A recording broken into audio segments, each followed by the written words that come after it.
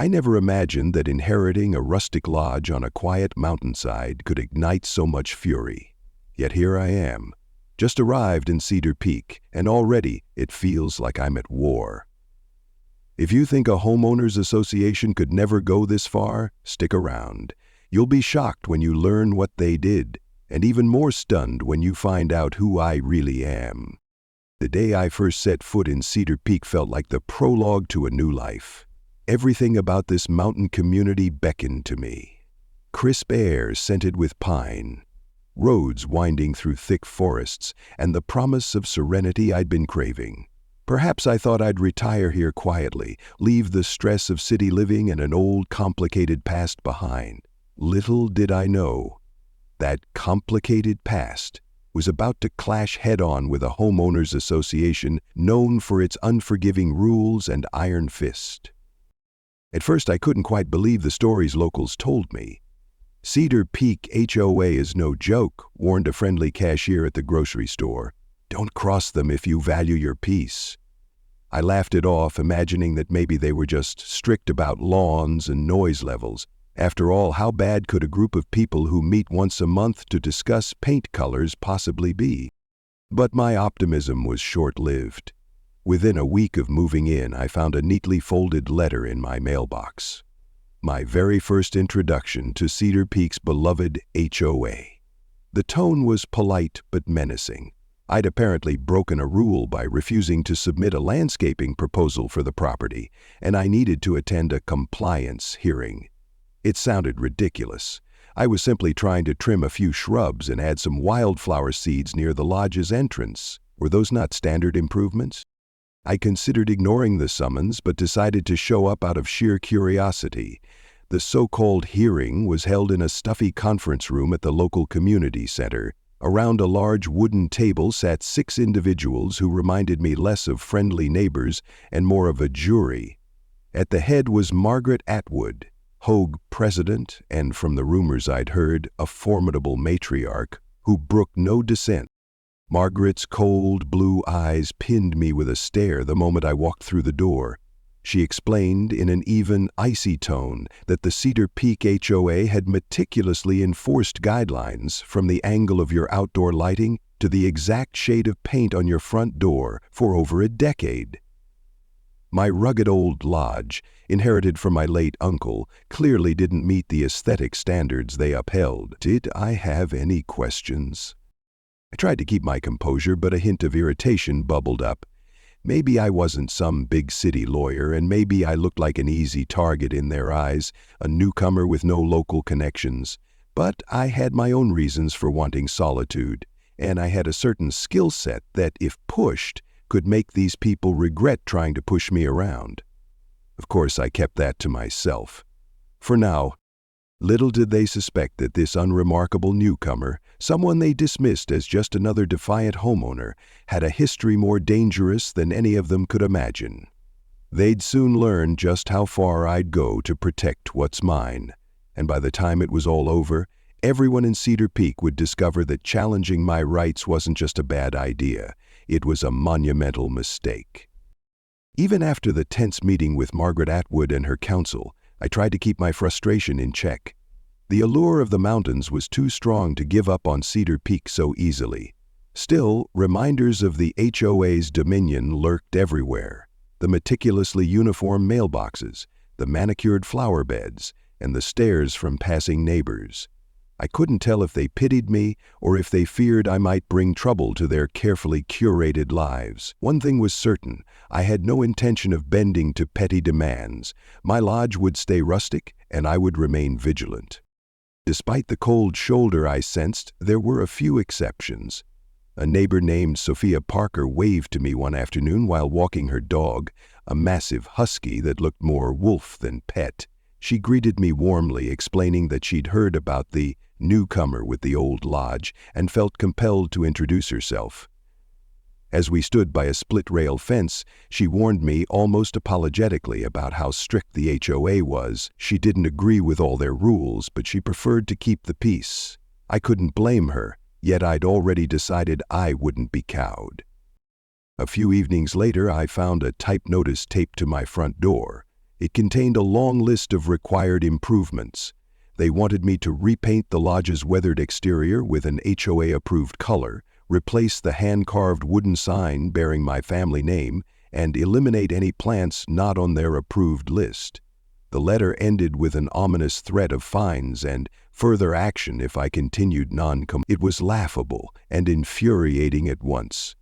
I tore it off, crumpled it in my hand, and tossed it into a nearby trash bin. That same week, the water pressure in my lodge dropped unexpectedly. At first, I assumed it was a mountain plumbing quirk, something about living in older constructions, but my gut told me it might not be a coincidence. While rummaging under the sink, I noticed the main valve appeared tampered with.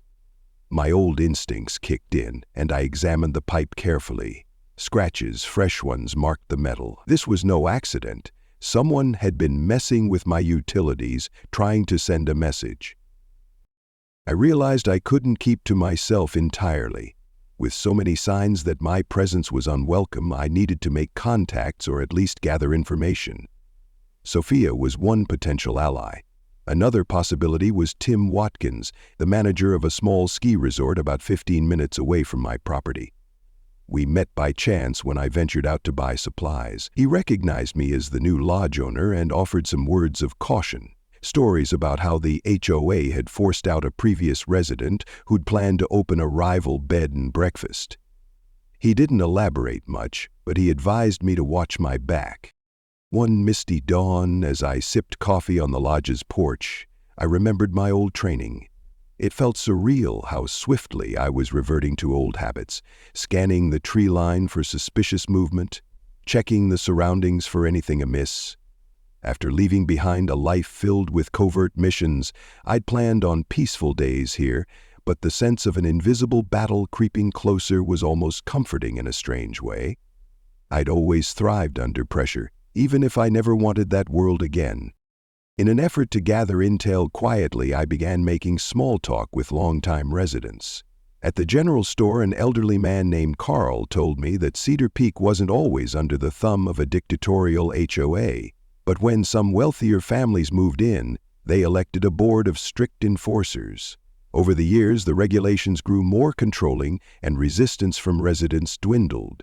People felt it was easier to comply than to fight. Perhaps they lacked the means or the bravery to stand up for themselves. The more I heard, the more determined I became. I wasn't just protecting my property now.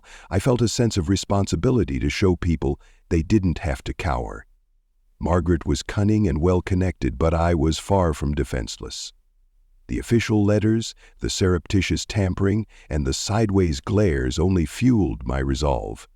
If this was a fight they wanted, I had a lifetime of experience in finishing battles others started. Sophia's warnings grew more urgent after she overheard 2 HOA members talking about measures they planned to take against me. Though she wouldn't repeat the details, her worried expression said enough. Something serious was in motion. The stakes rose when I received another letter, this time more blunt. Remove your unauthorized features, or we will remove them for you. They cited petty issues like a small greenhouse in the backyard, which my uncle had built years ago. It was hardly an eyesore, but their hostility made it seem like a fortress threatening their power. A strange phone call came late one night. The voice on the other end said nothing at first, breathing heavily. Just as I was about to hang up, I heard a female voice hiss, "Watch your step. We know who you are." My pulse quickened and I tensed, gripping the receiver, but they hung up before I could respond. That brief message was an undeniable hint that at least someone had begun digging into my past. They might not have found the full story yet, but the knowledge that they were searching was enough to put me on edge. Word traveled fast in a small community, and soon people knew I wasn't giving in. Tim told me that many residents silently cheered me on, wishing they had the nerve to challenge the HOA's tactics. Others worried I'd stir up trouble that would fall back on them. Despite the rumblings, Margaret appeared calm, too calm. She made a show of inviting me to the HOA's monthly meeting, presumably to find common ground. My suspicion was that it was a trap, or at least a public humiliation attempt. Still, I agreed to attend, partly for reconnaissance. The meeting took place in a large, well-lit hall near the town center. Rows of chairs faced a dais where the board members sat like stern judges. Margaret introduced me to the crowd as the uncooperative new arrival, which drew a collective intake of breath. Yet behind me I heard a few muffled cheers.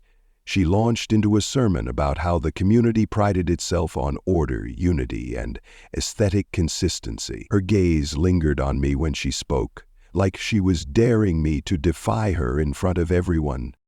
I stood to speak. I explained politely that I respected community standards but believed in the right to maintain the character of my family lodge. Every seat in the hall seemed to shift as I talked, tension crackling in the air. Margaret smirked as though amused by my audacity. She asked me to sign a pledge to follow all HOA mandates immediately and without alteration. I declined. A low murmur rippled through the crowd. Without a word, Margaret dismissed me with a curt nod, turning to the next agenda item, but the silent threat was clear. Returning home under the moonlight, I couldn't shake the feeling that a fuse was now lit. My presence and my refusal to comply had turned into a statement, one that threatened the HOA's absolute control. I double-checked the perimeter of my lodge that night, scanning for tampering. The crisp mountain air rustled pine branches but otherwise remained still. As I locked the door, an undeniable thought crystallized in my mind. If they kept pushing, I'd have no choice but to push back. My resolve to stand firm solidified each time I glanced at the old photographs inside the lodge. Snapshots of my uncle building this place with his own hands, forging a piece of living history in these mountains. I wouldn't let his legacy burn under the tyranny of some overreaching community board. What they didn't understand was that I'd faced down worse adversaries before, in situations far more treacherous than disputes over paint colors and greenhouse permits. One more push from them might just awaken that side of me. Night draped Cedar Peak in a quiet, almost deceptive calm. I'd begun to sleep lighter than ever, stirring at the slightest sound outside. An uneasy sensation permeated my days and bled into my dreams. It was as if the entire mountain held its breath, waiting for something to snap. My suspicions about sabotage flared again one afternoon when I noticed footprints around my storage shed, as though someone had checked out my gardening tools. Another day I returned from a trip to the hardware store and found the greenhouse door ajar, even though I'd locked it. Nothing was taken, but the message was clear. They were watching. Amid these unsettling occurrences, I tried to keep in contact with people who might offer a clue or a warning. Sophia had heard rumors that the HOA was losing patience. Margaret, though outwardly composed, was said to be furious about my defiance. She'd allegedly begun discussing final measures. Tim reported that some men, possibly hired muscle, had been seen meeting with certain board members. No one could confirm what these men were up to, but I had a good guess. Untraceable intimidation was their weapon of choice. One crisp evening, I decided to visit the local bar and grill, a popular spot among the less HOA-devout residents. I hoped casual conversation might reveal fresh intel. I took a seat at the wooden counter, the atmosphere thick with barbecue smoke and lively chatter. A friendly bartender poured me a local craft beer, and we exchanged pleasantries. As the evening wore on, a few people recognized me and came over with hushed words of encouragement. One older woman, Harriet, whispered that she had once tried to fight an unfair property fine from the HOA. They responded by circulating a petition to label her a community nuisance, effectively alienating her from neighbors. She was forced to settle. That night, I left the bar more convinced than ever that the HOA thrived on fear and isolation. By uniting people, I might have been able to turn the tide, but time was short, and most folks were too afraid to stand openly at my side. With each passing day, my sense of foreboding deepened. I reinforced security measures around the lodge, rigging simple alarms on the doors and windows, setting up motion-signatured lights, small steps that made me feel slightly safer. The storm finally broke in the early hours of a chilly Monday morning. I jerked awake to the acrid smell of smoke. At first I thought it was just my imagination or maybe a distant bonfire. Then came the piercing crackle of flames. My heart slammed against my ribcage as I lunged out of bed, adrenaline surging. Peering out the bedroom window, I saw an orange glow licking the side of my lodge. Fire! In a flash, I grabbed the extinguisher by the door and raced outside. The heat hit me like a wall, and the flickering light revealed just how dire the situation was. Flames clung to a stack of old firewood piled against the outer wall, a dangerously convenient kindling source. Either this was a horrific accident, or someone had deliberately set it up. With practiced urgency, I aimed the extinguisher and doused the fire's edges, coughing against the thick smoke. My throat burned and my eyes watered, but I refused to let the lodge go up in a blaze. The embers hissed, sparks dancing in the wind. Somewhere in the distance, I heard hurried footsteps.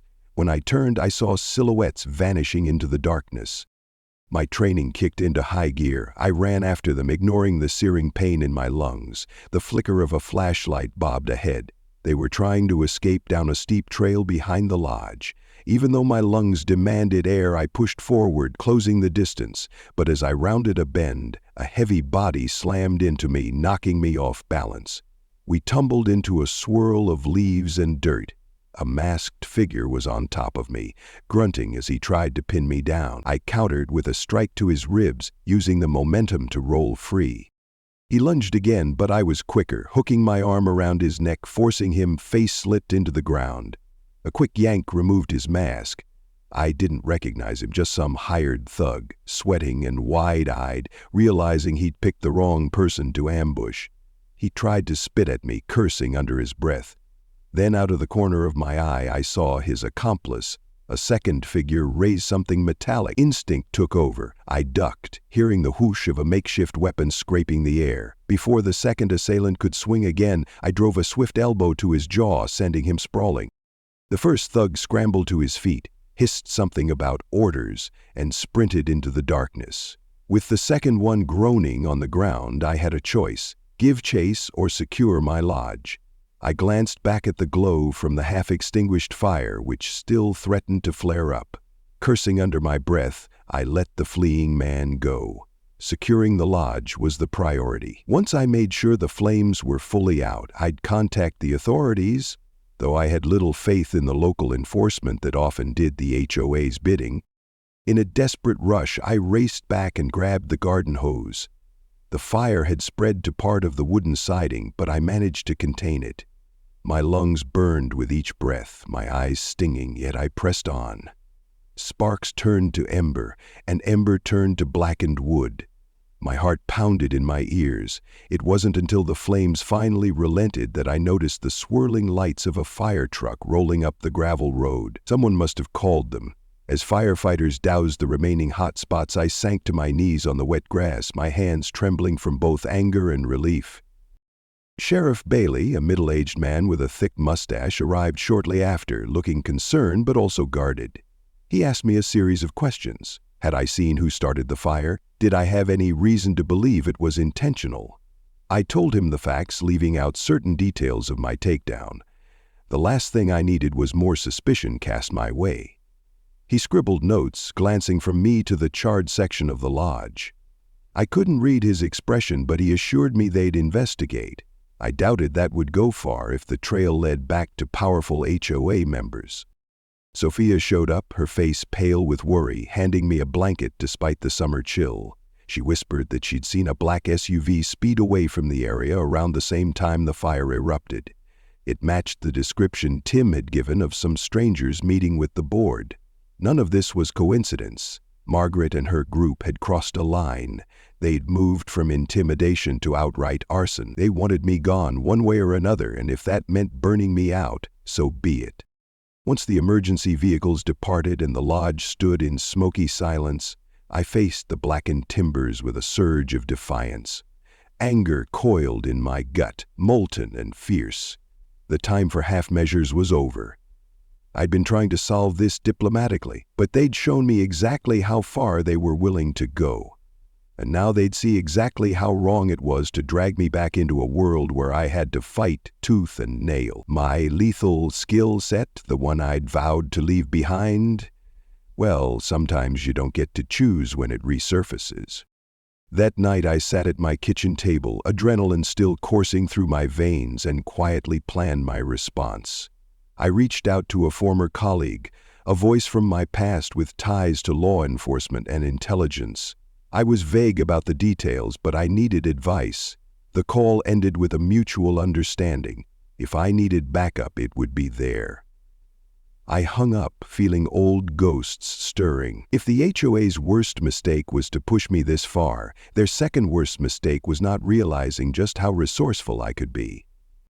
With my hands shaking only slightly, I pulled up the recordings from my motion-activated security cameras around the lodge. I'd positioned them discreetly, recalling standard protocols from my old life. Sure enough, the footage showed shadowy figures skulking around, setting the fire and running off when it began raging out of control. One of the men who confronted me behind the lodge was clearly visible for a split second before his mask slipped. That was more than enough for identification. A grim smile tugged at the corners of my mouth. Now I had proof that this wasn't an accident. Sophia helped me store the footage, and Tim volunteered to discreetly make backup copies. It felt like an underground operation, with the three of us conferring in hushed tones. Even in my battered state, I couldn't resist a dark sense of satisfaction. They'd tried to ruin me, to scare me off, but in doing so they'd exposed themselves and lit a fuse that would blow their entire operation wide open. It was time to go on the offensive. Margaret probably assumed that if I survived the fire, I'd at least be too shaken to retaliate. She might even believe I'd flee the property entirely. But the next morning, as dawn light filtered through the smoky haze, I stepped outside and surveyed the damage. Charred beams and soot-stained walls told the story of the previous night's horror. My lodge still stood, though, and I was still standing too. The time for fear had passed. Now it was all about strategy. I spent that day gathering every scrap of evidence I could. I took high-resolution photographs of the damage, found boot prints near the woodpile, and collected the remains of accelerant-soaked rags used to start the blaze. My old instincts guided me methodically, reminding me of how to build a case that even a reluctant sheriff couldn't ignore. By late afternoon, I had a folder thick with damning details. Yet, I knew the local authorities might still turn a blind eye. This was the moment to play my trump card, the one that might finally bring the HOA to its knees. The next evening, in a small living room gathering at Sophia's house, we devised a plan. Tim, Sophia, and I mapped out the connections we believed existed between Margaret, her minions, and the suspicious men who'd recently appeared in Cedar Peak. We needed to expose them publicly in a way that no amount of local politics could bury. With my background, I also had federal law enforcement contacts that could trump small-town favoritism, but I needed a major catalyst to draw bigger eyes to this quiet mountain community. It didn't take long to realize that hosting a town gathering might be our best bet. We'd invite all the residents, rally them with the truth, and let the weight of public outrage become our shield. But first, we'd need to tease out more details. Specifically, we wanted the HOA board to incriminate themselves, or at least react in a damning way. My presence at that meeting would be the spark. This time, I'd show up armed not just with evidence, but also with a very particular set of skills, ready to keep the whole room safe if things turned violent. I decided to let Margaret think she'd broken me. I sent a polite note requesting another hearing to discuss potential compliance. It was the perfect bait. She scheduled an emergency session for the following night, presumably eager to see me grovel. In truth, I would be anything but submissive when I arrived. I could almost picture her triumphant smile as she read my letter, believing the threat of arson had done its job. If only she'd known the real reason I was inviting myself back into her lair. With the plan set, my mind flickered to the masked man who'd attacked me. I wondered if Margaret would realize some of her hired muscle had failed. Would they confess to her that they'd been bested by the so-called defiant newcomer? Would she sense that something more lay beneath my calm demeanor? A thread of caution wound through my thoughts. Underestimating the HOA's desperation would be my downfall. I had to be prepared for anything. That night, a restless tension gnawed at me. I paced the lodge, double-checking every vantage point, every contingency. My phone buzzed unexpectedly around midnight. It was a text from an unknown number, a single line reading, "You won't make it." My pulse quickened, but a wry smile found its way to my face. They were still trying scare tactics, even after failing to torch my home. It only fueled my resolve, pushing me forward with iron determination. The makeshift emergency session of the HOA took place in the same hall as before. Word had spread around Cedar Peak that something dramatic was in the works. Even a few staunch supporters of Margaret's faction looked uneasy as I walked in, soot-stained documents in one hand, a small duffel bag over my shoulder. People whispered, casting anxious glances between me and the dais where Margaret, flanked by her board, projected an unshakable facade of authority. She began the meeting with a curt welcome, then dived straight into formalities. "Mr. Lodge Owner," she said, deliberately refusing to use my name, "I trust you've come to finally cooperate."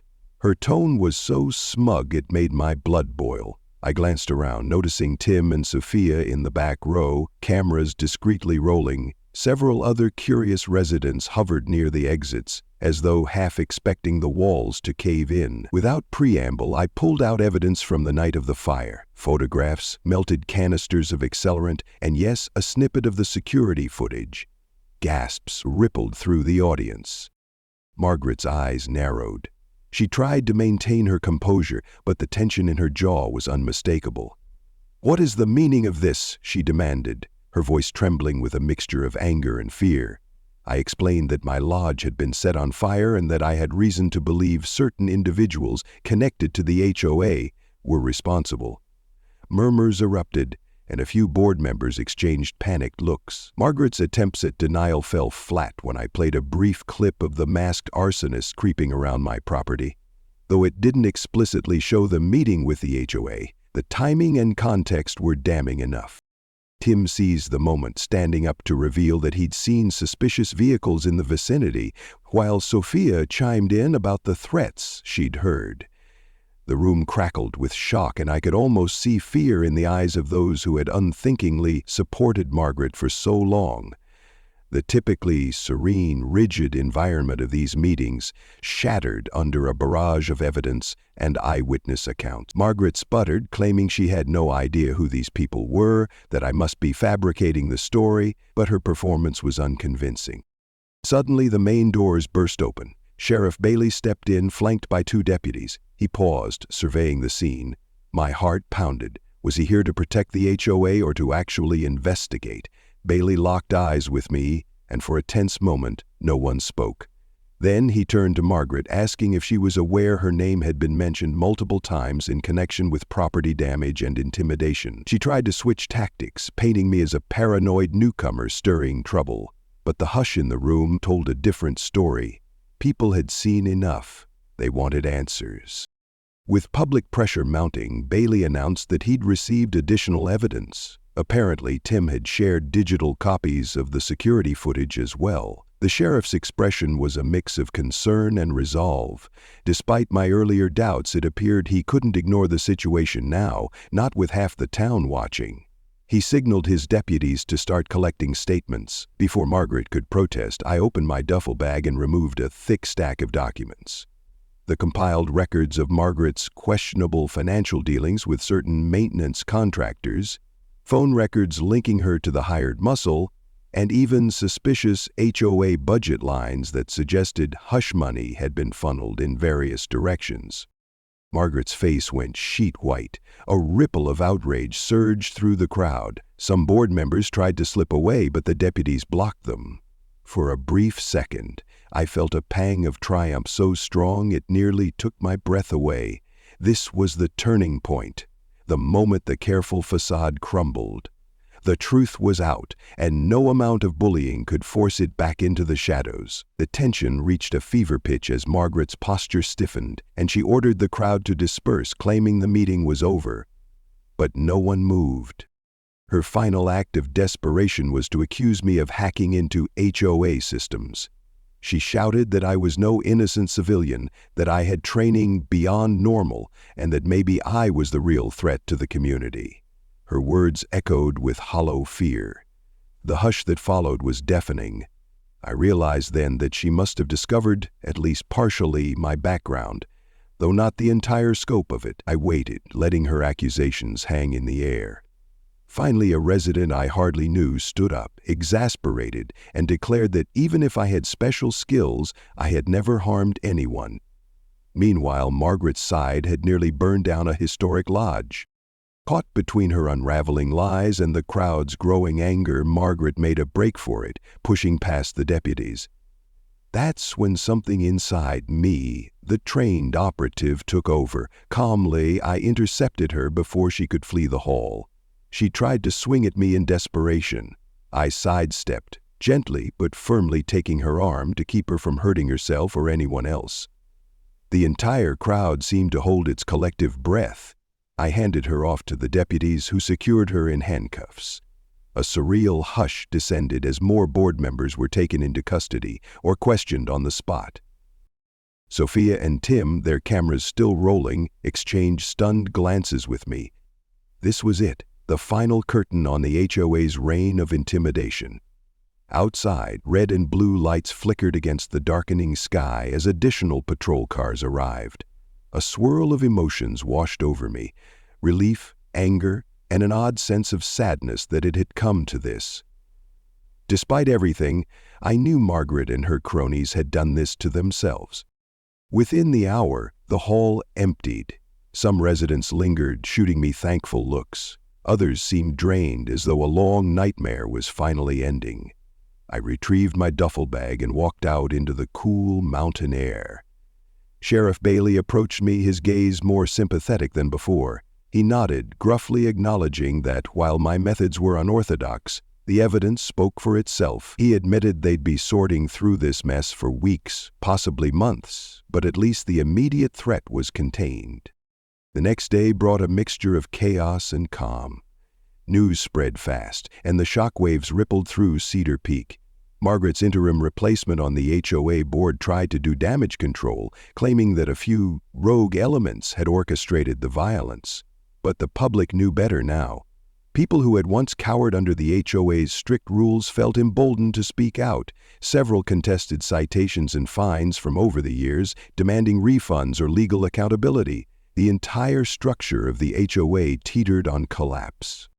At the lodge, I stood on the charred porch, gazing at the sunrise over the mountain peaks. My body ached from the scuffle, and smoke damage lingered in my throat, yet there was a distinct sense of freedom in the air.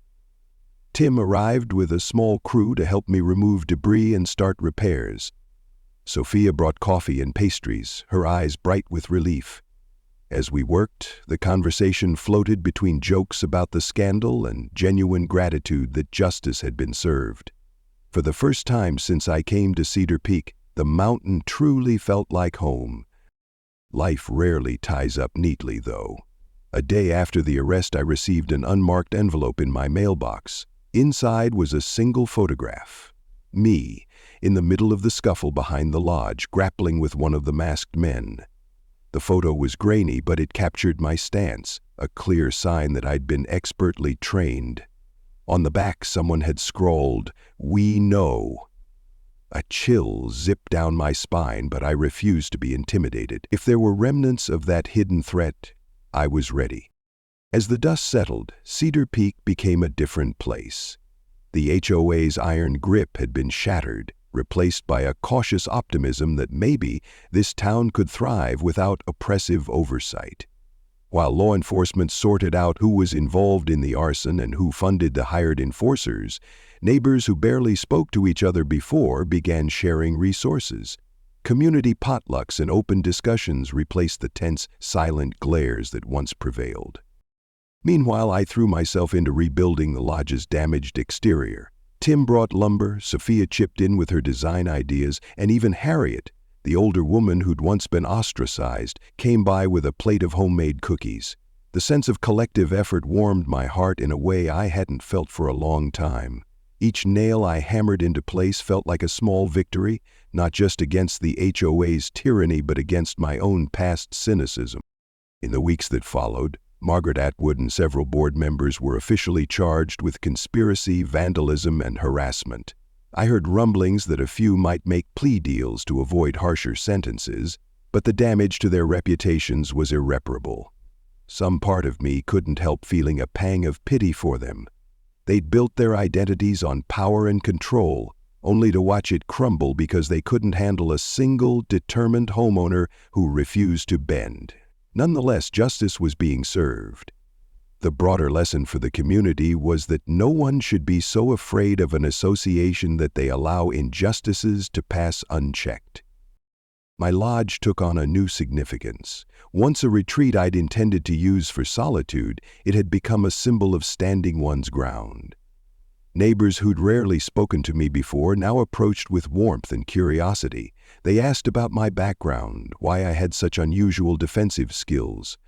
I gave vague answers about having served in specialized roles. Tim pressed for details, but I gently deflected. Some things were better left in the realm of mystery. The important point was that we had each other's backs now. Sophia confessed she'd often felt helpless against the HOA. Her property had also been the subject of constant inspections and fines, yet she paid them out of fear. She thanked me, tears brimming in her eyes, for showing the community that resistance was possible and that bullies are never as invincible as they pretend to be. I wasn't used to gratitude of this sort. In my past life, every success was shrouded in secrecy. My contributions had gone unrecognized by the general public, necessary for my safety. Now being lauded so openly felt both comforting and unfamiliar. With Margaret gone, the new interim board announced a total overhaul of the HOA's rules. Some regulations would remain, those that genuinely kept the area safe or preserved the natural beauty of Cedar Peak, but the more frivolous or abusive codes were being stripped away. Residents were encouraged to voice their opinions in open forums, something that had rarely happened before. I attended a few out of curiosity and was pleasantly surprised to see how civil and constructive these gatherings became. There was a sense that people finally felt free to speak up without fear of retaliation. As the community began to heal, I was tempted to slip away quietly. My original plan had been to live a low-profile life here, unburdened by drama or the ghosts of my past. But with everything that happened, it felt wrong to pack up and leave right when Cedar Peak was starting to blossom into the place my uncle had always believed it could be. Besides, the lodge still needed work, inside and out, and I found solace in each plank replaced and each coat of fresh paint applied. The slow, deliberate process of building something lasting mirrored my own journey toward peace. Now and then I'd walk the property line, watch the wind ripple through the pines, and catch a flashback of that fateful night. The smell of smoke, the terror of seeing flames consuming what my family had built. But the lodge was standing, and so was I. Each step on those winding trails reminded me how close I'd come to losing everything. It also reminded me that I'd found a sense of belonging here. People were counting on me, and I'd inadvertently become part of this community's fabric. Of course, the envelope with that cryptic photo lingered in my mind. Though Margaret and her cohorts were behind bars or awaiting trial, there might be others out there, people who recognized me from past missions or had gleaned enough to suspect who I truly was. The possibility of outside threats loomed, but it didn't frighten me like it once might have. I had allies now, and Cedar Peak was more than just a hideaway. It had become my chosen home. In time, the charred sections of the lodge were fully restored, blending new wood with old beams in a testament to resilience. Visitors would occasionally drop by, friends and acquaintances who relished the scenic views and the sense of quiet strength that now emanated from the place. One morning, I stood by the restored greenhouse, sunlight streaming through the glass panes, nourishing a fresh batch of seedlings I'd planted. The memory of that ominous letter pinned to my door felt distant, almost unreal. Sophia and Tim arrived unannounced, surprising me with a housewarming gift, a handcrafted wooden plaque inscribed with a simple phrase, "Stand firm." They joked that it should be my new motto, or maybe the official slogan of the newly reformed Cedar Peak community. I ran my fingers over the etched letters, feeling an unexpected lump in my throat. That sentiment captured everything we'd been through. It wasn't about rebellion for its own sake. It was about standing firm for what was right, for the things we hold dear. Later that afternoon, I invited them inside for coffee. We chatted about trivial things, new hiking trails, the local farmers market, the faint hope of a big snowfall next season. But beneath the small talk lay a shared understanding of how drastically life in Cedar Peak had changed. Tim mentioned that Harriet, once ostracized, was now baking pies for neighbors and planning a community garden festival. Sophia enthused about how she felt safer walking her husky at night, unafraid of hidden watchers. These simple joys were the direct result of facing fear head-on. Once they left, I opened an old trunk in the lodge's attic, rummaging through mementos of my travels and earlier life. There was a stack of clippings, coded documents, and photos from missions long buried. For years I'd avoided looking at them, determined to bury that part of me. But after everything that happened, I realized those skills, that experience, had served a purpose here. Maybe my old life and my new one weren't as separate as I'd believed. Perhaps the best parts of me, courage, loyalty, determination, span both worlds. My phone buzzed again that evening. It was the same unknown number, this time sending a cryptic text. You saved them, but who saves you? A flicker of concern shot through me, but it quickly dissolved into calm resolve. I typed back a short reply. I don't need saving. For a moment, I wondered if that was wise, then decided it didn't matter. Whoever was out there didn't scare me. Not anymore. The following day, I met Sophia at the edge of the forest for an early hike. Dew clung to the grass and the sunrise painted the sky in pink and gold. As we trekked uphill, the lodge stood behind us like a sentinel, scarred yet sturdy, a reflection of my own journey. We reached a bluff overlooking the entire valley. From that vantage point, Cedar Peak spread below, a patchwork of cabins, winding roads, and tall evergreens. In that moment, the trials we'd endured felt both far away and deeply etched into the land. Sophia asked if I planned to stay permanently. I hesitated, then nodded. I think I will, I said, surprising even myself with the certainty in my voice. She smiled, relief evident in her eyes. We stood there a while longer, letting the crisp air fill our lungs. A hawk soared overhead, scanning the valley as if guarding it. Eventually, we made our descent, stepping carefully over rocks and roots, forging our way back to the place we now called home. Over the next few months, the legal wrangling continued. Depositions were given, lawyers argued, and Margaret's fate hung in the balance. A few board members tried to claim they'd only followed orders, shifting blame onto her. None of them gained much sympathy. Meanwhile, the townspeople reevaluated the purpose of the HOA. Some wanted it disbanded entirely, while others believed a more transparent, benevolent version could serve the community. The debate was spirited but respectful. Regardless of the outcome, no one wanted a repeat of the tyranny that had nearly destroyed us all. As the seasons changed and the leaves turned gold, I noticed a remarkable shift in Cedar Peak's atmosphere. The place felt lighter, as though an invisible weight had been lifted. People worked together on shared projects, organized cleanups, and even planned a harvest festival to celebrate the mountain's bounty. Old grudges mellowed, replaced by friendly banter and genuine support. One afternoon, Harriet proudly showed me a new orchard she was planting near her home, confident that no one would fine her for unauthorized apple trees anymore. In the quiet moments, I still sensed the possibility of danger lurking at the edges of my new life. But I also sensed a fresh resilience within me. The knowledge that someone out there had recognized my training didn't paralyze me the way it once might have. Instead, it sharpened my commitment to protect this community and my lodge. If my past threatened to resurface, I would handle it with the same determination I'd shown in facing the HOA. Cedar Peak had become a place worth defending, a place that felt more like family than anywhere else I'd ever been. One brisk evening, Sheriff Bailey dropped by unannounced. He stepped onto my porch, removing his hat politely. We talked about the latest developments in the investigations.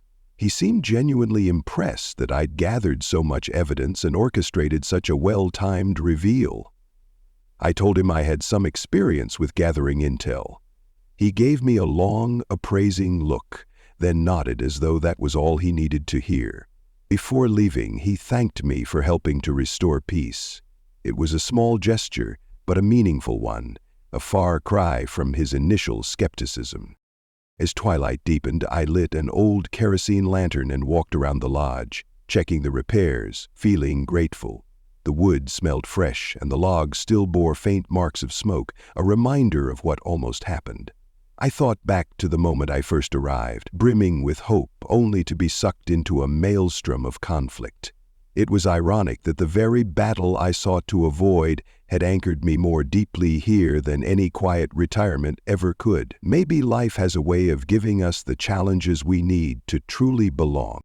A week later, the court delivered its first major ruling. Margaret would face trial and bail was set high.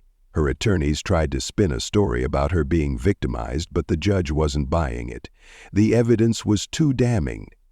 Relief washed over me when the news reached Cedar Peak. The last vestiges of Margaret's intimidation crumbled. Even her former allies distanced themselves, claiming they'd been misled. Whether they were genuine or just saving face didn't matter to me. Justice was on track, and the mountain community was healing. I sent a quiet thanks to my late uncle, hoping he could see that his beloved lodge remained standing, its spirit unbroken. In a way, the struggles had infused the old place with new life, forging stronger bonds among neighbors and reawakening my dormant sense of purpose. The mountain had tested me, and in passing that test, I'd discovered a deeper kind of peace, one built not on isolation, but on shared resolve.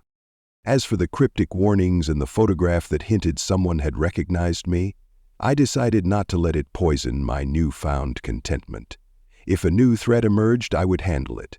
Until then, I had a community to support and a lodge to maintain. The next big project was to repaint the exterior in a warm, earthy tone that would blend seamlessly with the surrounding pines. My choice, not the HOA. This time, no one would tell me otherwise. The final brushstrokes dried under an autumn sun. Standing back to admire the fresh color, I felt a surge of pride. Sophia walked up, her husky in tow, and nodded in approval. Tim arrived soon after, a grin on his face. The three of us stood side by side, gazing at the symbol of all we'd fought for. A gentle breeze rustled the trees, and in that moment, everything felt right in the world. Our shared triumph, however, wasn't just about winning a battle against corrupt officials. It was about empowering the community to see their own strength, something that would outlast any single conflict. Maybe my skills and my past had found their rightful place after all, in a town that needed a wake-up call, in a lodge that refused to burn, among people who learned to stand tall. Cedar Peak would never be perfect, but perhaps no place is. Yet as I watched the evening light settle on the peaks, turning the sky a fiery orange, I realized that imperfection made it beautiful. The mountains were as rugged as the people living at their base, shaped by trials, scarred but enduring. This was home now, and if anyone wanted to challenge that, they'd have to face a community united and a lodge owner who wasn't afraid to fight for what he cherished. I closed my eyes, inhaling the crisp scent of pine and lingering paint. For the first time in a long while, I felt a peace that went beyond the end of a conflict. It was the peace that comes from belonging, from having a purpose that aligns with who you really are. In the distance, a hawk cried, and I smiled, opening my eyes to the vast expanse of Cedar Peak, ready for whatever tomorrow might bring.